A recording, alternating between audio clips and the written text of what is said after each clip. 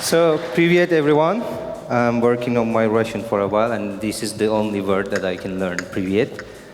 And also there is a surprise at the end of the presentation too. So today, actually, I would like to start for thanking you for being here. This is my third time in here. I think I'm now a veteran for DevFest Corky. So it's always a pleasure because Nizhny Novgorod was the first actually city in Russia that I came. So I always wanted to visit to Russia since my childhood, so it was like a dream for me.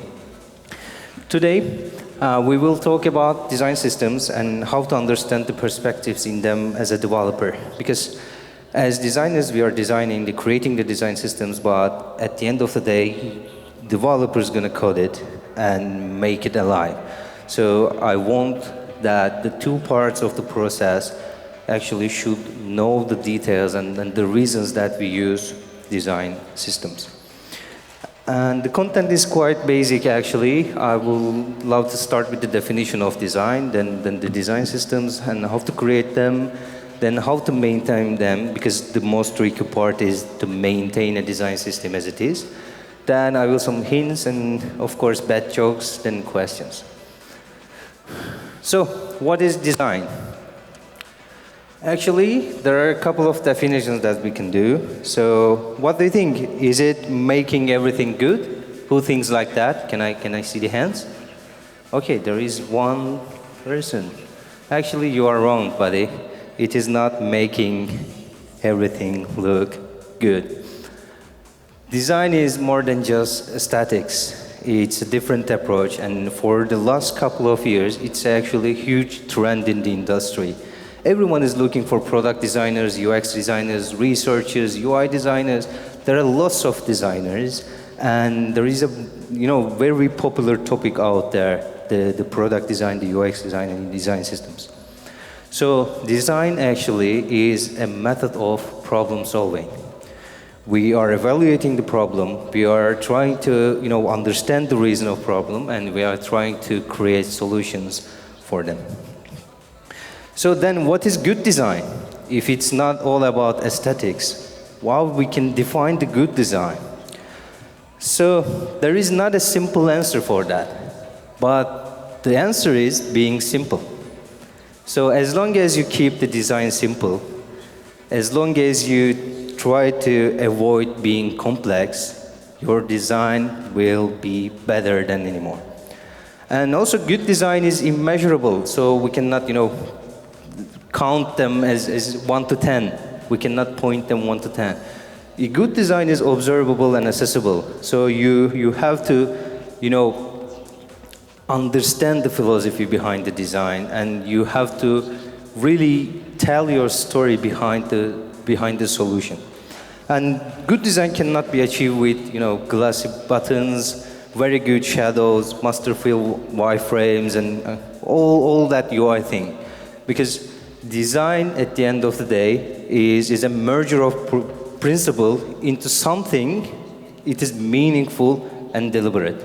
So every design should mean something. It should have a backstory.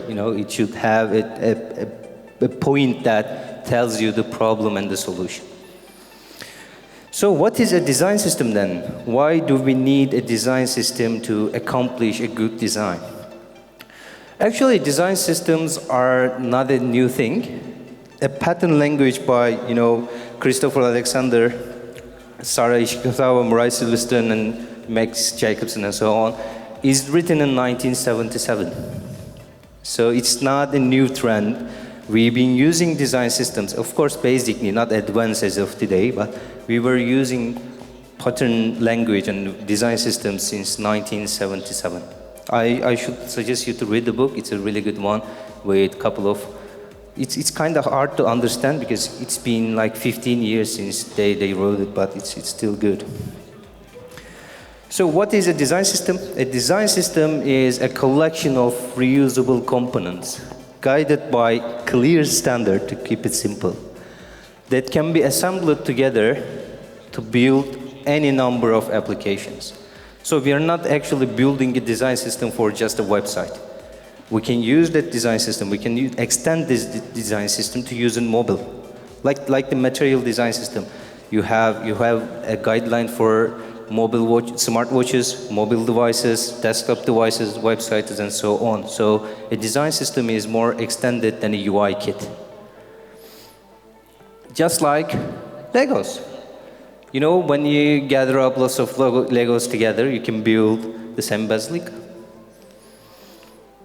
And also a design system is a combination of style, components, and nowadays actually voice.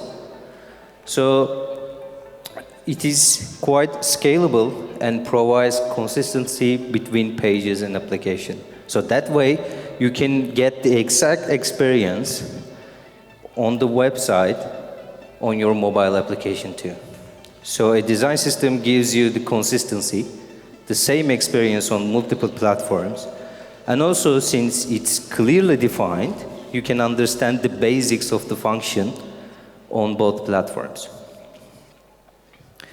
With the set of rules and guides, actually, it increases the efficiency.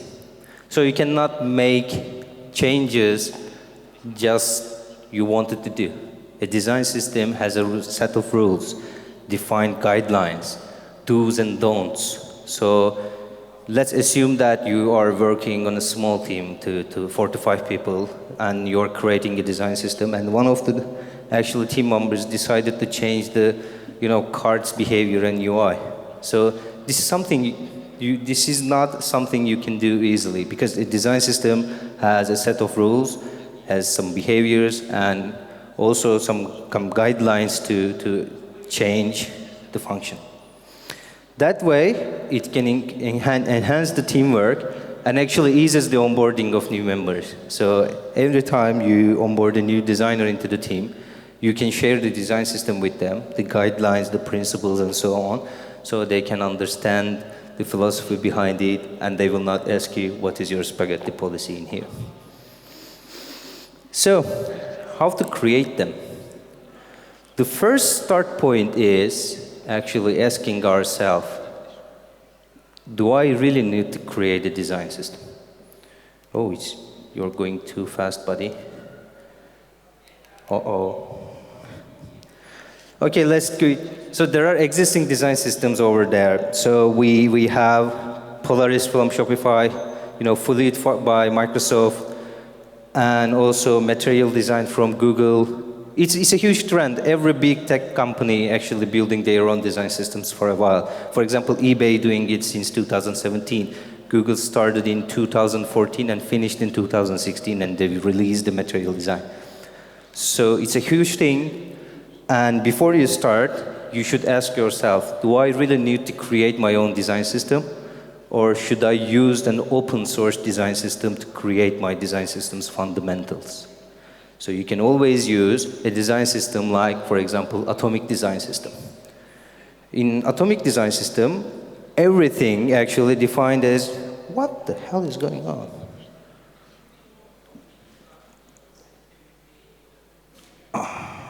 Just let me fix it quickly. Okay. So, in Atomic Design System, for example, everything starts with atoms. So you have little pieces of components, like a search button and an input field. Then when you gather them together, they create a search field. So it's a molecule. Then when you combine these molecules in together, they create an organism, like the header. And these organisms comes together to create the templates. And when you start to add the visuals into templates, they create the pages. And that flexibility actually gives you to advantage of saving time every single time you want to change something in the system, because they are already defined as components, and you just need to change the components as the way you want to do. For example, we created these design systems. It's based on Sketch components.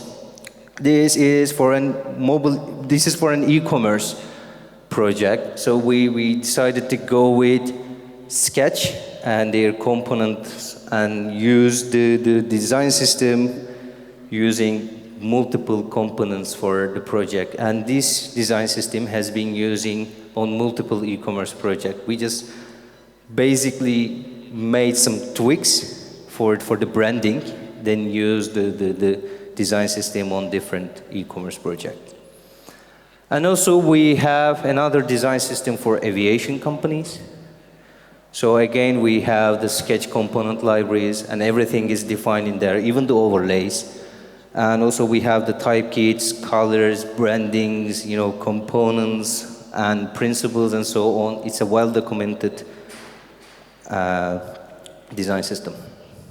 This is one of the advantages of working with an agency as a designer, because on multiple projects, you can create multiple design kits, and every time you design a design system, it gives you more knowledge on the topic, and it lets you to understand the edgy side of design systems.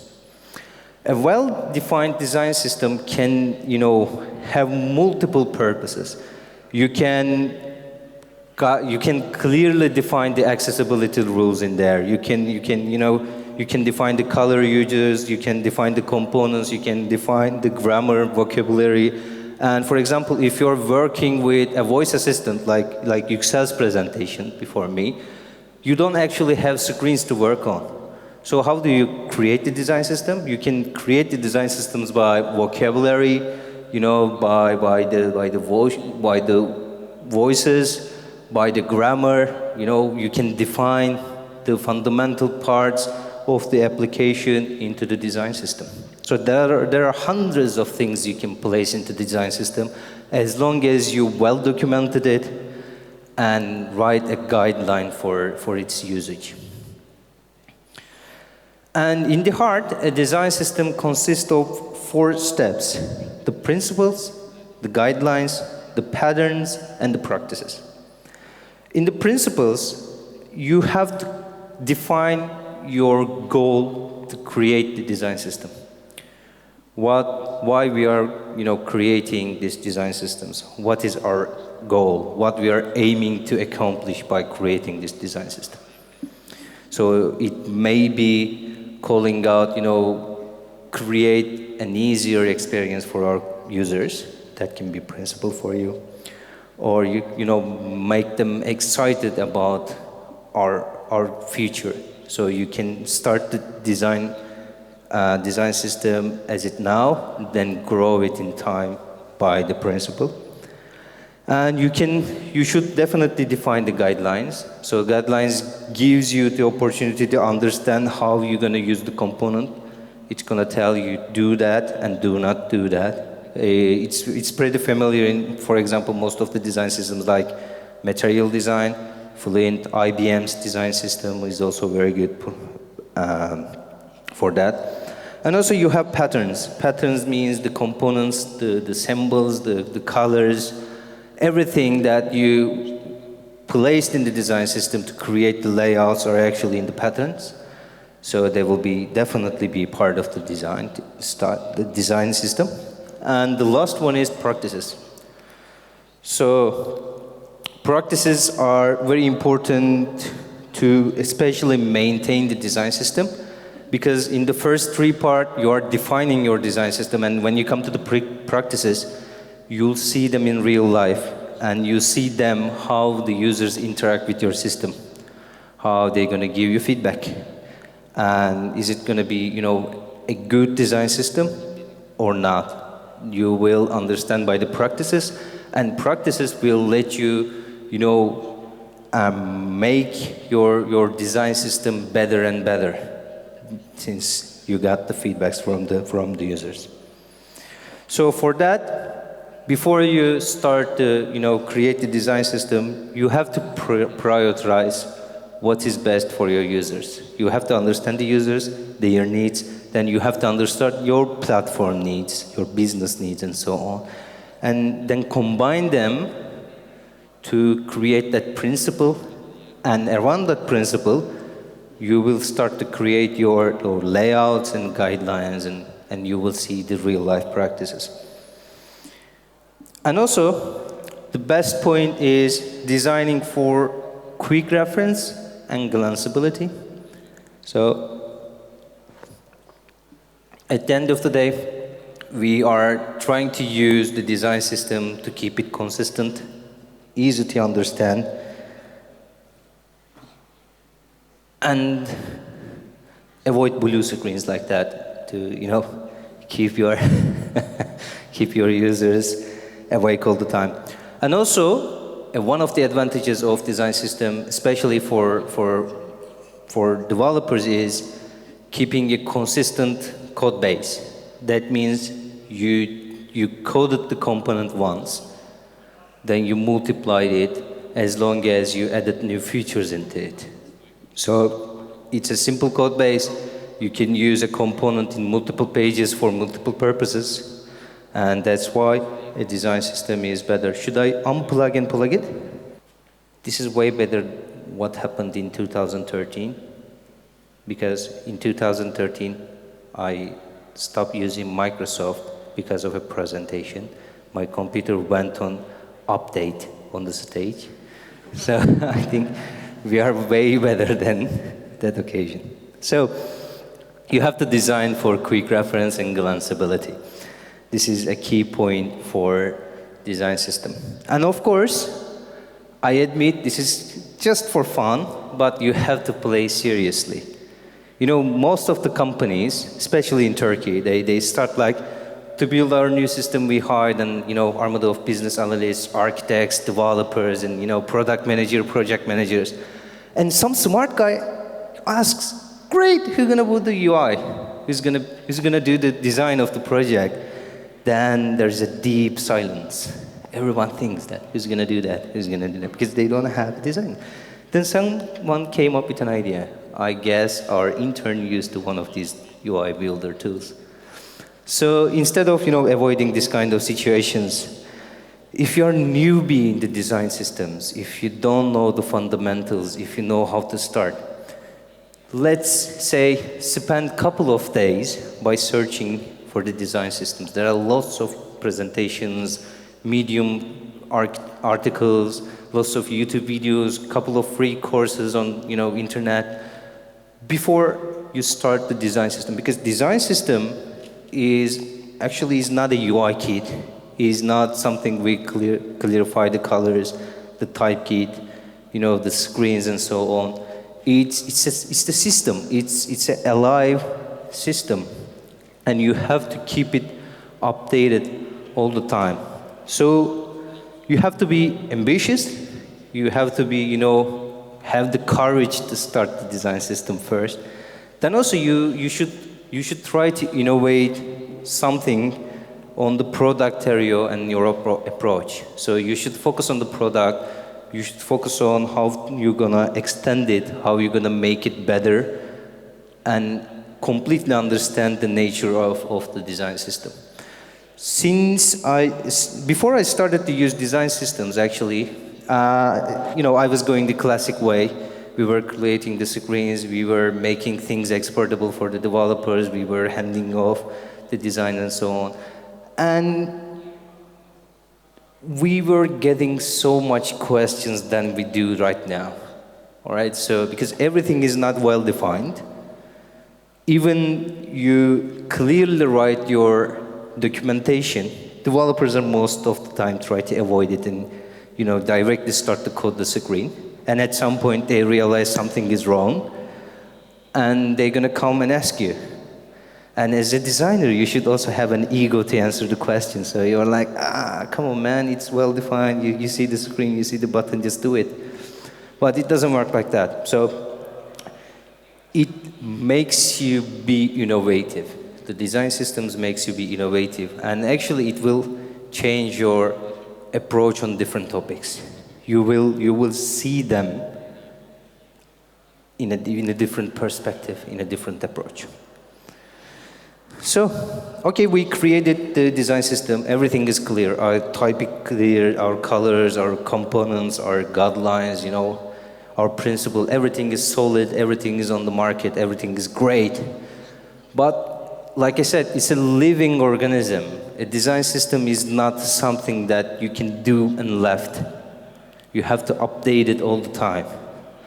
And this is the hardest part, because As long as you look at your past designs or update your project, you will realize some components are not actually capable of working on the new features. So you have to change them or add new components.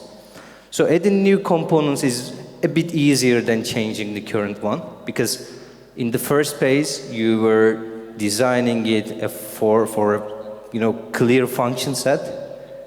So everything was placed in there according to a plan. Then you needed to add more functions into the component. So it is the tricky part. And to avoid for that, actually, you should always define your folder structure on the design project.